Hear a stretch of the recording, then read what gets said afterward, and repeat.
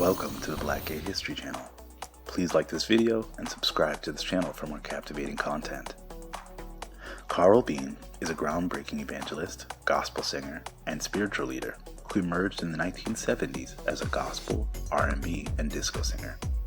Before he became the world-renowned leader of the first Black LGBT-friendly Christian church organization, Unity Fellowship Church of Christ, in 1975, Bean was signed to Motown Records as a studio singer. Carl Bean's first claim to fame would be singing the first gay disco anthem of its kind, I Was Born This Way, a disco song loudly proclaiming his decision to live openly at a time when many African American men chose to stay closeted. Though he was deeply entrenched in traditional church communities up until that point, starting the Unity Fellowship Church of Christ created a revolutionary safe space for Black LGBT people to worship and have access to needed resources. At the height of the AIDS epidemic in 1980s and 90s Los Angeles, Carl Bean opened up a large home to care for Black men battling AIDS who had limited resources and familial support.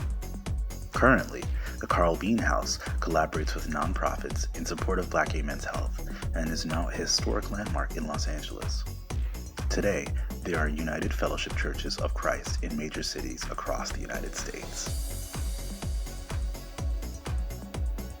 Sylvester James was the premier gay pop singer of the 1970s and 80s, pioneering gender-fluid fashion and unapologetic queerness in pop music.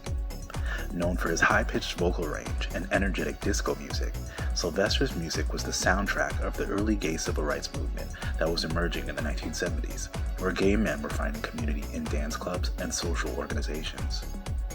Growing up in Watts, California, Sylvester sang in the church choir as a child and was able to channel his gospel roots into his own dance music, making dancing at the discos a spiritual experience for those in attendance. While many of his other queer musical peers were coy about their sexuality and only alluded to experimenting with bisexuality at best, Sylvester was completely open about being gay on late-night talk shows and interviews, something that was still very rare in those times. Make Me Feel Mighty Real, Do You Wanna Funk, and Dance Disco Heat are among many great songs in his catalog that ensured Sylvester's spot in the Dance Music Hall of Fame. Labi Siffre is a critically acclaimed British singer and songwriter who achieved notoriety for his work after releasing several albums throughout the 1970s.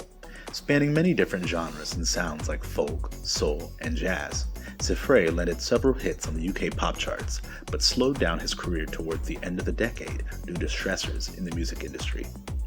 Labi Siffre has been very vocal about civil rights issues throughout his career, confronting racism and homophobia in songs like So Strong.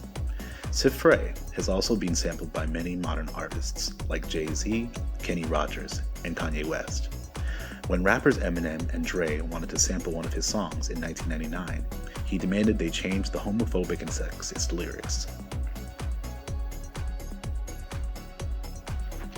Tony Washington was the lead singer of the Motown vocal group, the Dynamic Superiors, from the late 1960s and well into the 1980s. At the time, there were few singing groups that had openly gay members, but Washington's fashionable flair for bright colors and makeup may have helped the group stand out for being innovators. The Dynamic Superiors was a tight-knit group of friends who grew up together in DC, who were determined to become entertainers and found success in the disco and funk era of the 1970s music scene at Motown Records. Though their hits, Shoo Shoo Shine and I'd Rather Die, made moderate success on the charts, their legacy lies in their dynamic live performances, showmanship, and choreography. Though Washington was the only member of the group who was openly gay, members of the group did state in an interview that another member of the group was gay, but chose to remain closeted. Tony Washington's presence in music showed progression in Black music business spaces, especially in such an iconic record label like Motown. Marvin Gaye is a legendary soul and R&B singer that reached commercial success and critical acclaim in the 1970s and 1980s music scene.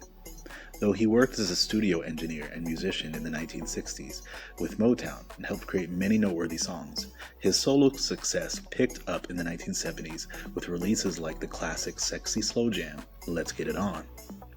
Many years later, in 2019, the legendary music producer Quincy Jones confirmed his knowledge of Marvin Gaye's seemingly bisexual lifestyle, which caused much controversy from detractors, saying that Quincy was telling something that was not his business to tell.